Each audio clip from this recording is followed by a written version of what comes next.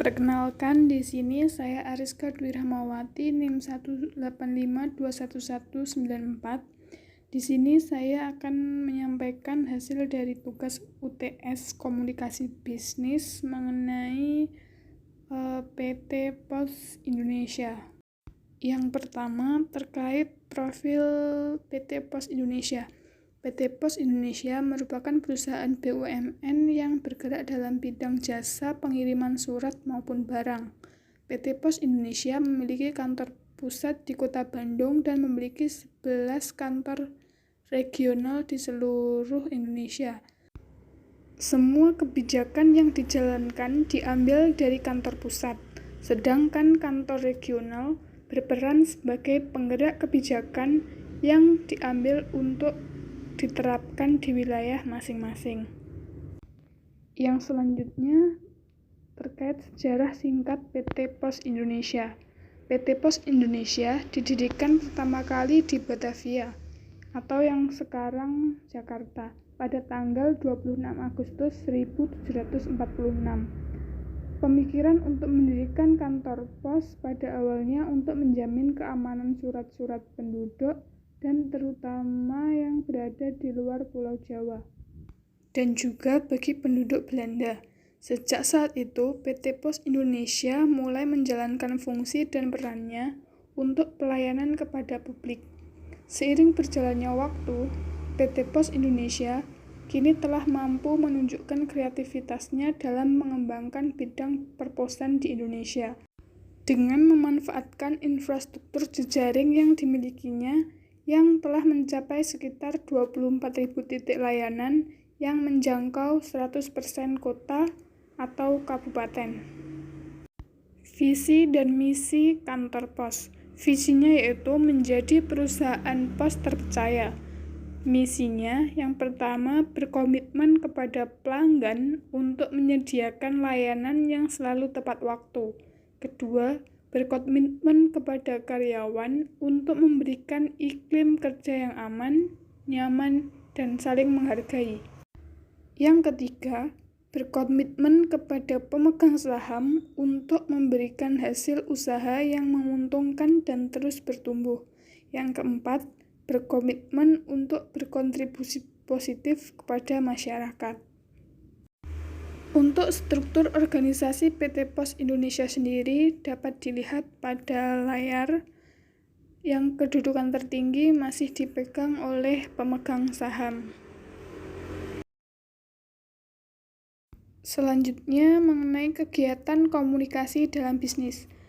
Di PT Pos Indonesia sendiri ada dua komunikasi yang dijalankan, yakni yang pertama komunikasi verbal dan yang kedua komunikasi nonverbal. Komunikasi verbal merupakan komunikasi yang dilakukan dalam bentuk lisan ataupun tulisan. Contohnya komunikasi langsung antar karyawan atau komunikasi melalui pesan tertulis. Yang kedua yaitu komunikasi nonverbal. Komunikasi nonverbal merupakan komunikasi yang umumnya menggunakan bahasa tubuh, contohnya melalui simbol, gerak tangan, gestur tubuh, dan vokalisasi. Kemudian korespondensi bisnis dalam organisasi. Korespondensi bisnis merupakan bentuk komunikasi verbal yang digunakan untuk menyampaikan pesan-pesan bisnis kepada pihak lain. Pada umumnya, korespondensi bisnis berkaitan dengan suatu proses penyampaian pesan-pesan bisnis secara tertulis baik dalam bentuk surat, memo, proposal, agenda, maupun dalam bentuk laporan yang dilakukan oleh seseorang atau lembaga kepada orang lain atau lembaga lain. Pada PT Pos Indonesia sendiri, korespondensi dibagi menjadi dua bagian, yakni yang pertama, korespondensi internal.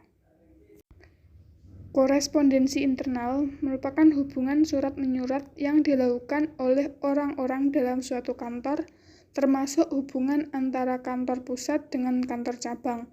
Yang kedua, korespondensi eksternal, yaitu hubungan surat-menyurat yang dilakukan oleh kantor dengan pihak luar. Nah, berikut adalah contoh surat yang ada pada PT Pos Indonesia. Surat yang pertama yaitu internal letters atau surat internal. Surat tersebut dikirim oleh Direksi PT Pos Indonesia yang ditujukan kepada Dewan Pengurus Pusat Kantor Pos Indonesia perihal undangan perundingan bipartit. Surat yang kedua yaitu surat eksternal, di mana surat tersebut dikirim oleh kantor pos dan ditujukan kepada masyarakat yang mendapatkan bantuan sosial tunai atau BST untuk mengambil dana bantuan di kantor pos dengan membawa surat tersebut sebagai bukti.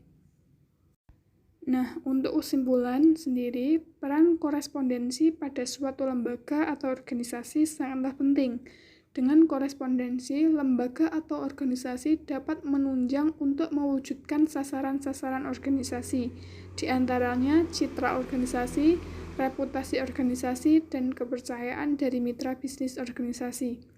Korespondensi juga memudahkan suatu organisasi untuk menyampaikan informasi kepada organisasi lain, baik itu intern maupun ekstern.